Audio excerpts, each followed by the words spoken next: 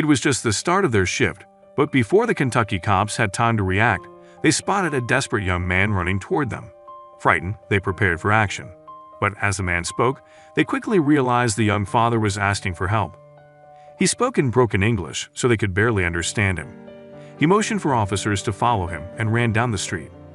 But when the cops saw what the man's problem was, it changed her life forever. Officers Noah Cole and Nick Green served with the Louisville Metro Police Department in Kentucky. Although their patrols were usually uneventful, and they were rarely faced with a life-threatening situation, this shift was to prove very different. They didn't even have time to adjust to their shift when the distraught young father ran towards them. As they followed him and saw what was going on with their own eyes, all their experience and knowledge accumulated in the force was put to the test. The two officers, Cole and Green, were partners and good friends. They patrolled the streets together, relied on each other, and always stood in a row. They had known each other for years and had developed a bond that only cops working together could match. They had been through some of the worst situations imaginable, and they had gotten through them together. But as this tragic situation unfolded, could they do the right thing this time?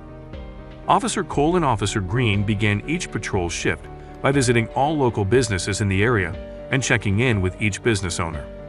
Officers happened to be in Shorty's supermarket when the man ran in screaming that something was wrong. Because the man spoke Spanish and knew only a few words of English, officers had trouble understanding him. But what they did get from the desperate man was the look of absolute horror on his face. When the desperate man came screaming into the store, the officers tried to calm him down. All they could understand was that he was asking for help. The officers tried to understand the situation better before blindly going in, but it was no use. All they knew was that the man's expression told them it was serious. The man continued to yell in Spanish and motioned for police officers to follow him to his car.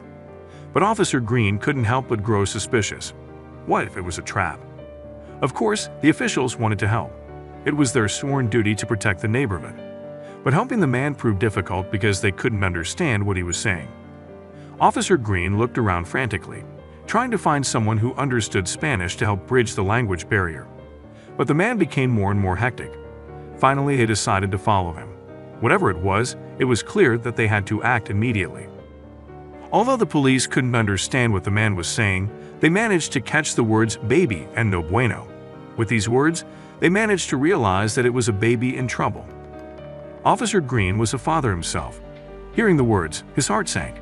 The man told them his baby was not good. With a queasy feeling, he and his partner realized that things were about to get serious. Officers had no choice. They had to follow the panicked man outside to see what was going on. They followed him out into the street and saw him leading them to a parked car. When they reached the vehicle, they were greeted by a horrific scene. Officers were able to see the baby, but the young father became even more excited as he approached, trying to make sense of what they were seeing. In the back of the car was a woman crying hysterically. She was holding a baby in her arms. When officers tried to ask her what was going on, she desperately pushed the child into Officer Green's arms. The baby looked very young, only about a week old. When they saw the baby's face, they knew they had to help. But what happened to the child? They had to know exactly what was wrong. Officials couldn't afford to waste another minute. The scene unfolding before them was horrific, and the baby's life depended on their next move. When the two officers became active, it changed the lives of the young parents forever. It was an extremely unusual situation, and one that no officer on duty would ever want to face. On that day, the police officers not only changed the parents' lives, but they themselves would change forever. The baby was limp and lifeless in Officer Green's arms. You had to act now. They assessed the situation as best they could, but they still didn't know what had happened to the baby and couldn't get the potentially life-saving information out of the parents. Nonetheless, the sight of the lifeless baby prompted their years of training to kick in, and they knew exactly what to do. But time wasn't on their side. Would they be fast enough? One of the officers tried to turn on the radio, but couldn't, so his partner Cole did all the talking on the radio while he tried to revive the baby. He couldn't talk on the radio, but when he heard the baby come back crying after CPR, the officer said, "Oh, we've got it, we've got it."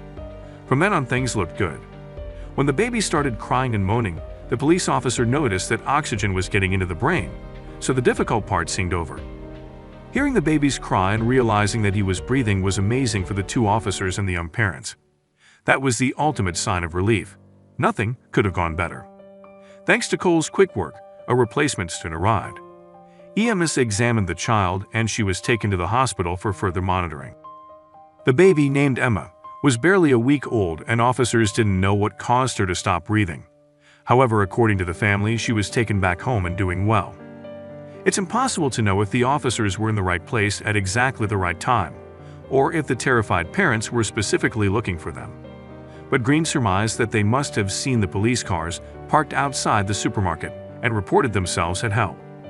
Green and Cole stressed that this life-saving interaction was just another day's work. To protect the privacy of those depicted, some names, locations, and identifiers have been changed and are the product of the author's imagination. Any resemblance to actual events or places, or persons living or dead, is purely coincidental.